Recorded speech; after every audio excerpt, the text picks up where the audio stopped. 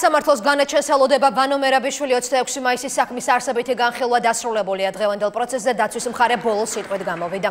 დასკვნითი გამოსვლა ჰქონდა ბრალდებულ ექს-მინისტრსაც. შინაგან საქმეთა ყოფილმა მინისტრმა ისევ პოლიტიკურ დევნაზე ისაუბრა და განაცხადა, რომ გამამართლებელ გადაწყვეტილებას ელოდება.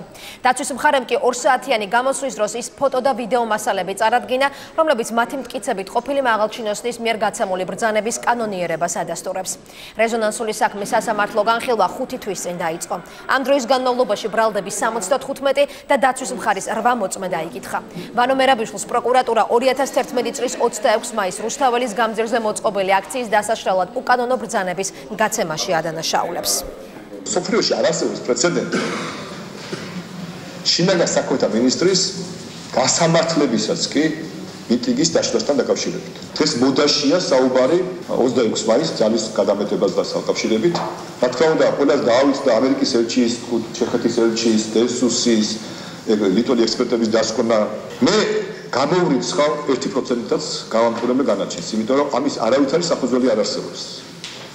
მე არ მეშინია ციხეში ყოფნის.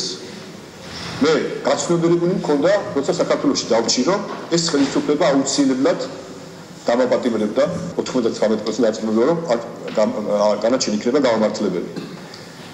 თუ იქნება გამამტყუნებელი, ეს არ იქნება სატირალი გადაწყვეტილება. ეს იქნება სასაცილო გადაწყვეტილება.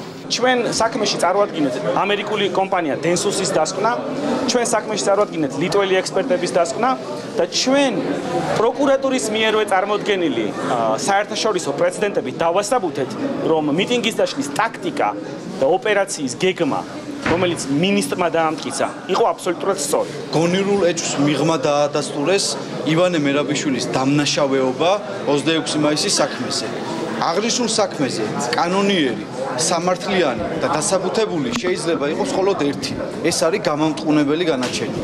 ამას ელოდება ათასობით მიტინგის მონაწილე, ამას ელოდება რამოდენიმე ასეული დაზარალებული.